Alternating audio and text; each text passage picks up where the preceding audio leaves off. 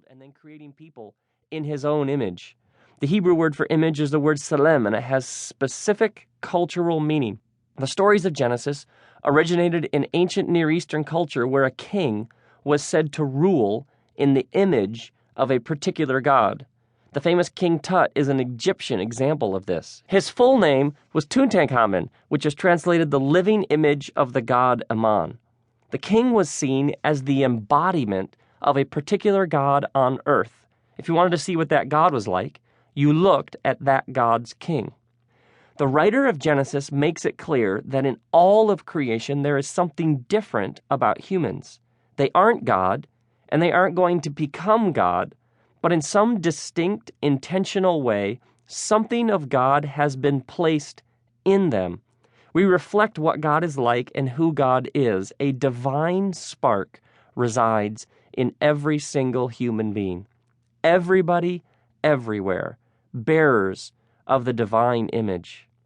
Picture a group of high school boys standing by their lockers when a girl walks by. One of the boys asks, "How do you rate that?"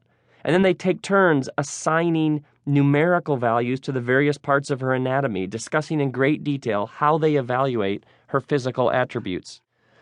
This scenario happens all the time, all over the world, every day. It's a pastime for some.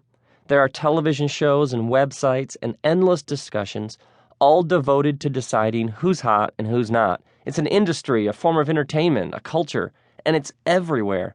The problem is that is actually a she, a person, a woman, with a name, a history, with feelings. It seems harmless until you're that girl, and then it hurts. It's degrading. It's violating.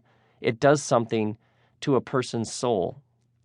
Jesus had much to say about what happens when a woman, an image bearer, a carrier of the divine spark, becomes a that. In the book of Matthew, Jesus teaches that anyone who looks at a woman lustfully has already committed adultery with her in his heart. He connects our eyes and our intentions and our thoughts with the state of our hearts. Jesus then takes it farther. He says, if your right eye causes you to stumble, gouge it out and throw it away, which is a bit violent, not to mention painful, and if taken literally renders half the human race blind in a matter of moments, not to mention that blind people are fully capable of lusting. Our only conclusion is that Jesus is using it's merely a flesh wound, and side note, yes, that is a Monty Python reference. Our only conclusion is that Jesus is using it's merely a flesh wound picture here to point us to something else, some truth beyond the removing of body parts. If we're not supposed to take it literally, then how or where are we supposed to take it? Jesus explains by saying, it is better for you to lose one part of your body than for your whole body to go into hell. How did we get from lust, which is so common and doesn't seem like that big of a deal, to having your body thrown into hell in just a couple of sentences? And to avoid this fate, you should cut off your hand, poke out your eye? That would be better? He's stretching it a bit, isn't he? Or did we miss something? To understand how Jesus makes these connections, we have to explore the first century Jewish understanding of heaven. In the book of Psalms, it's written, the Lord has established his throne in heaven, and his kingdom rules over all. To the Jewish mind, heaven is not a fixed, unchanging geographical location somewhere other than this world. Heaven is the realm where things are as God intends them to be, the place where things are under the rule and reign of God. And that place can be anywhere, anytime, with anybody. It's also written in the Psalms that the highest heavens belong to the Lord, but the earth he has given to humankind. So there is this realm, heaven, where things are as God wants them, under the rule and reign of God. But the earth is different.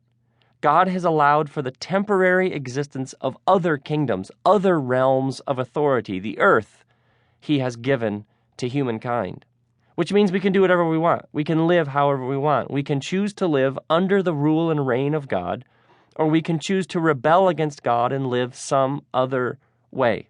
Now, if there's a realm where things are as God wants them to be, then there must be a realm where things are not as God wants them to be, where things aren't according to God's will, where people aren't treated as fully human. It's called hell. Think about the expression, for the hell of it. When someone says for the hell of it, what they mean is that whatever is being discussed was done or said for no apparent reason. It was, in essence, pointless, random. And God is for purpose and beauty and meaning. When we say something was a